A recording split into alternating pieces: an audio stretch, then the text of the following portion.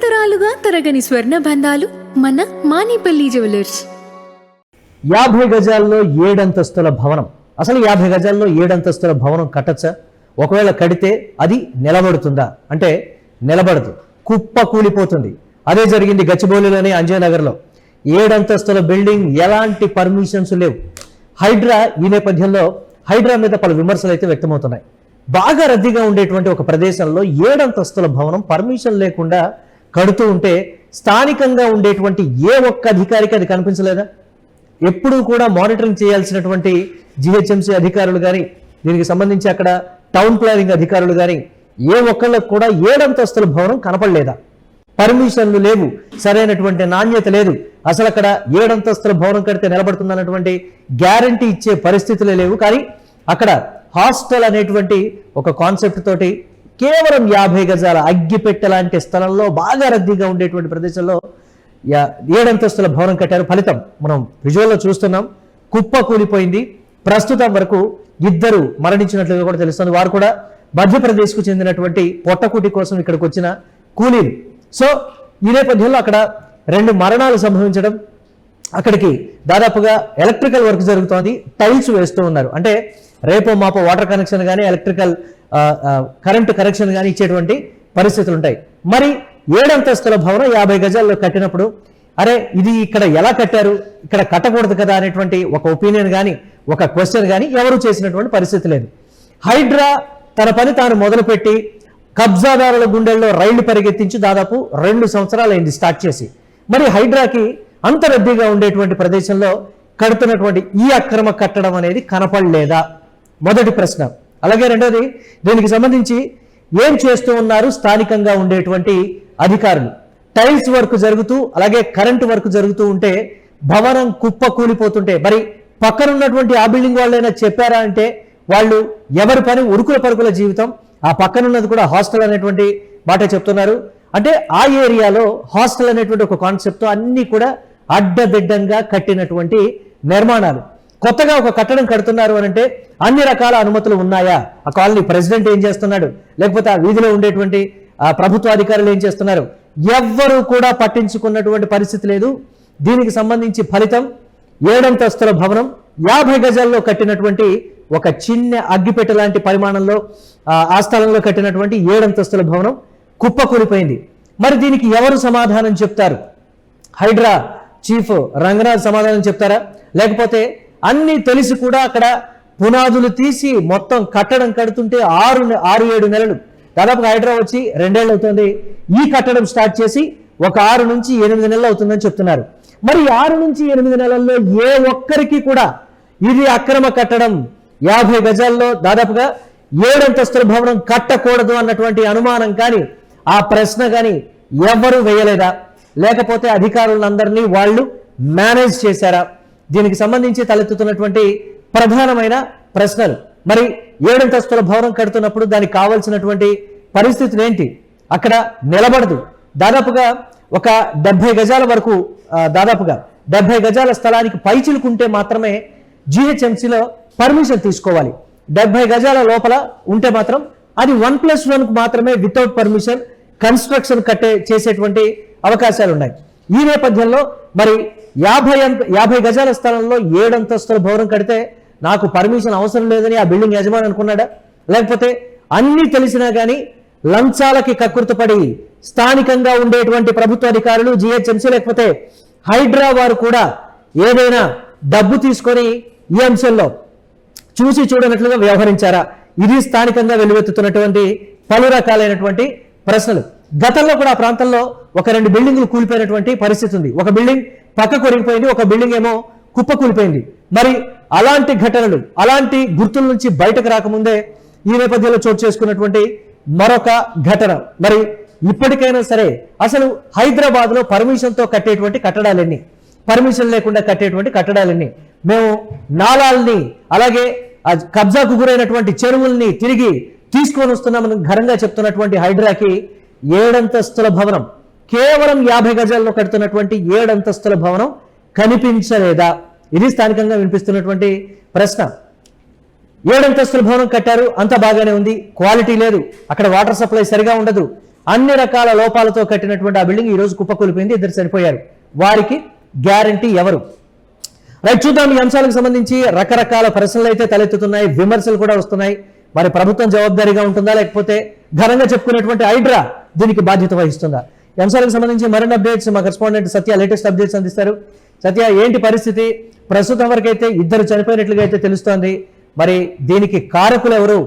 ఆ యజమాని ఏమైనా అందుబాటులోకి వచ్చాడా, లేకపోతే అక్కడికి ఆ పరిస్థితి ఆ కూలిపోయినటువంటి ఆ ప్రదేశానికి ఏదైనా వచ్చారా? ఏంటి అప్డేట్స్ ఓవరాల్ గా? ఇంకా ఎంతమంది చనిపోయారనే దానికి సంబంధించి అధికారులు ఏమైనా అప్డేట్స్ ఉన్నారా? ఎంతవరకు ఉండేటువంటి అవకాశం ఉంది మరణాల సంఖ్య? మురళి, ప్రధానంగా ఇక్కడ కొంచెం భయాందోళనకరమైనటువంటి పరిస్థితి ఉంది. ఒక్కసారిగా పక్కన 4 బిల్డింగ్స్, అంటే ఆ 50 గజాల బిల్డింగ్ అనేది ఒక్కసారిగా కూలిపోవడంతో పక్కన ఉన్నటువంటి బిల్డింగ్ అంతా కూడా డ్యామేజ్ అయింది. రైట్ సైడ్ లో ఉన్నటువంటి బిల్డింగ్ కూడా డ్యామేజ్ అయింది, అట్లా లెఫ్ట్ సైడ్ లో ఉన్నటువంటి కూడా డ్యామేజ్ అయింది. చుట్టుపక్కల ఉన్న వాళ్ళందరూ కూడా అప్పటికప్పుడు భయాందోళనతో కిందికి పరిగెట్టి చాలా దూరం కూడా వెళ్ళిపోయిన పరిస్థితి అయితే కనబడుతుంది. అయితే రెస్క్యూ టీమ్ అప్రమత్తమైంది, అయితే ఫైర్ టీమ్ కావచ్చు, వీళ్ళందరూ కూడా అప్రమత్తమయ్యారు. ఇద్దరు మృతదేహాలను కూడా కింది నుంచి తీశారు. ఒకరు హాస్పిటల్లో ఉన్నారు, ప్రస్తుతం చికిత్స పొందుతున్నారు. ఇంకా కొంతమందికి కూడా మరి గాయాలైనట్లు తెలుస్తా ఉంది. సో ప్రస్తుతం ఇక్కడ సిచ్యువేషన్ కేవలం ఇది జిహెచ్ఎంసీ మున్సిపల్ అధికారులు చేసిన నిర్లక్ష్యం వల్లనే ఇది అంతా కూడా అయ్యింది అనేది స్పష్టంగా కనబడతా ఉంది.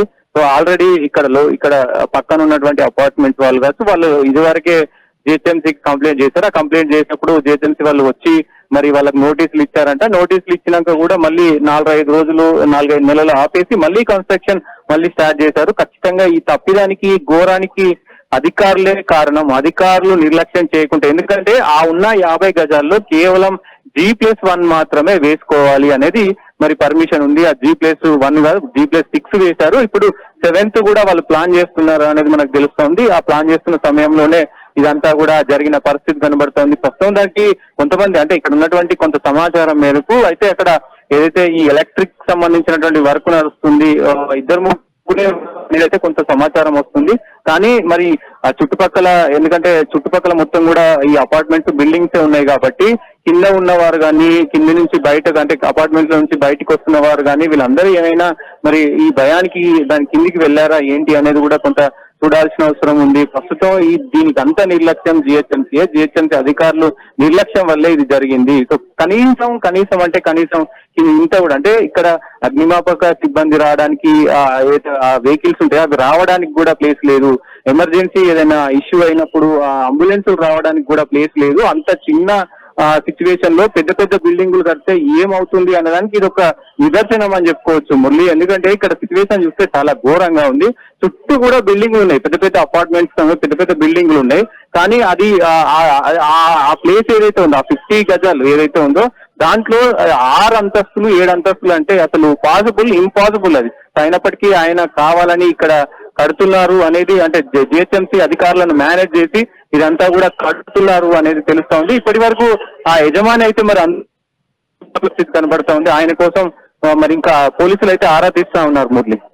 ప్రయత్నం కానీ, లేకపోతే స్థానికంగా అధికారులు 7 అంతస్తుల భవనం 50 గజాల్లో కడుతున్నప్పుడు మరి మీరు ఎందుకు పర్మిషన్ ఇచ్చారు, అసలు దీనికి పర్మిషన్సే లేవు, మరి మీరు ఎందుకు చూడలేదు అనేటువంటి అంశానికి సంబంధించి స్థానికంగా ఎవరైనా అధికారులు అక్కడికి చేరుకుని ఉంటారు, వారిని ఏమైనా అడిగేటువంటి ప్రయత్నం చేశారా? వాళ్ళు ఏం చెప్తున్నారు దీని మీద? ఇక్కడికి షేర్లింగంపల్లికి సంబంధించినటువంటి ఇది ఆ ఎమ్మెల్యే వచ్చారు. ఆయన కూడా అధికారుల పైన ఇదంతా కూడా ఇల్లీగల్ మాఫియా నడుస్తుంది, ఇల్లీగల్ మాఫియాకి సంబంధించి వ్యవహారం అంతా కూడా నడుస్తా ఉంది. ఇల్లీగల్ మాఫియానే దీనికి అంతటికీ కారణం. నేను చాలా సార్లు చెప్పాను, దీన్ని అసెంబ్లీలో కూడా నేను చర్చించాను, అసెంబ్లీలో మాట్లాడాను. ఇల్లీగల్ కన్స్ట్రక్షన్ చేస్తే ఏ విధంగా పరిస్థితులు ఉంటాయనేది కూడా నేను మాట్లాడాను. ఈ మాఫియా వల్లే ఇదంతా కూడా జరిగింది, ప్రాణాలకు కారణం కూడా మాఫియానే అన్నట్టు మరి ఆయన చెప్తా ఉన్నారు. పోలీసులు మాత్రం ఇంకా కొంత అది ఆ శిథిలాలను తీసే ప్రయత్నం చేస్తా ఉన్నారు. అందరు అధికారులు కూడా, ఏదైతే సహాయక అధికారులందరూ కూడా మరి మొత్తం శిథిలాలను తీసే ప్రయత్నం చేస్తా ఉన్నారు. కొంత ఉన్నటువంటి సిచ్యువేషన్ మాత్రం, అంటే ఇక్కడ లోకల్ గా ఉన్నటువంటి సిచ్యువేషన్ కొంత భయాందోళన, ఇక్కడ అపార్ట్మెంట్స్ లో చుట్టుపక్కల ఉన్న వాళ్ళందరూ కూడా భయంగా, అంటే ఉన్నట్టుండి ఒక్కసారిగా అది కూలిపోవడంతో భూకంపం వచ్చిందా, అసలు ఏం జరిగింది అనే భయంలో ఇప్పటికీ కూడా జనాలు ఉన్నారు. వాళ్ళందరూ కూడా ఇప్పుడు లోపలికి వెళ్ళాలంటే భయపడుతున్నారు మురళి. అంటే వాళ్ళు కిందికి వచ్చారు మొత్తం కూడా, ఇప్పుడు లోపలికి అపార్ట్మెంట్ లోపలికి వెళ్ళాలంటే భయపడుతున్నారు చుట్టుపక్కల వాళ్ళు. ఎందుకంటే మా బిల్డింగ్ ఏమైందో, అనేది పడిపోయింది కదా, మా బిల్డింగ్ ఏమైందో అనే భయంలో మరి వాళ్ళు ఉన్న పరిస్థితి కనబడుతూ ఉంది. చూద్దాం ఇంకేమైనా అప్డేట్ కింద ఇంకెవరైనా ఉన్నారా ఏంటి అనేది కూడా. Yes right, thanks for updates Satya. Yes, ఇంకా లేటెస్ట్ అప్డేట్స్ కోసం మళ్ళీ మిమ్మల్ని కాంటాక్ట్ చేస్తాం. ప్రస్తుత పరిస్థితి అది, శేర్లింగంపల్లి ఎమ్మెల్యే అక్కడికి చేరుకున్నారు. అలాగే టౌన్ ప్లానింగ్ అధికారులు కావచ్చు, జీహెచ్ఎంసీకి సంబంధించి అధికారులు కావచ్చు అక్కడికి చేరుకున్నారని కూడా చెప్తున్నారు. పర్మిషన్ లేకుండా బిల్డింగ్ కడుతూ ఉంటే నిజంగా అధికారుల లోపం అనేది ఇక్కడ స్పష్టంగా కనిపిస్తుంది. అధికారులు మామూళ్ల మత్తులో జోగుతున్నారు అని స్థానికులు అయితే చెప్తున్నటువంటి సిచ్యువేషన్. ప్రతి కట్టడానికి సంబంధించి అక్కడ రోడ్లు వేయాలన్నా ఇతరత్ర ఏదైనా చెయ్యాలన్నా కానీ వారికి లంచాలు ముట్ట చెప్పండి, అక్కడ ఎటువంటి కట్టడాలు కన్స్ట్రక్షన్ కావు. పునాదులు తీస్తున్నప్పుడే అక్కడికి కొంతమంది అధికారులు చేరుకొని దీనికి పర్మిషన్స్ ఉన్నాయా లేదా అని చెప్పి అక్కడ మామూలు వసూళ్లు చేసుకొని పోతారు. ఇది అక్కడ వెలువెత్తినటువంటి విమర్శలు. మరి ఆ పక్కన డ్యామేజ్ అయినటువంటి బిల్డింగ్ కావచ్చు, కుడి ఎడమ పక్కన అలాగే వెనుక భాగంలో ఉన్నటువంటి బిల్డింగ్స్ కూడా డ్యామేజ్ అయ్యాయి. ఒకటి నిర్లక్ష్యం ఇంతమంది ప్రాణాల మీదకి తీసుకొని వచ్చింది. మరి ఆ బిల్డింగ్స్ నష్టపరిహారం ఎవరు అందిస్తారు? ఆ బిల్డింగ్స్ లో ఉన్నటువంటి వారికి ఏమన్నా గాయాలయ్యా ప్రధానంగా వినిపిస్తున్నటువంటి ప్రశ్నలు ఇవి. మరోసారి అధికారుల నిర్లక్ష్యానికి ఇది ఒక ప్రత్యక్ష సాక్ష్యంగా చెప్పొచ్చు.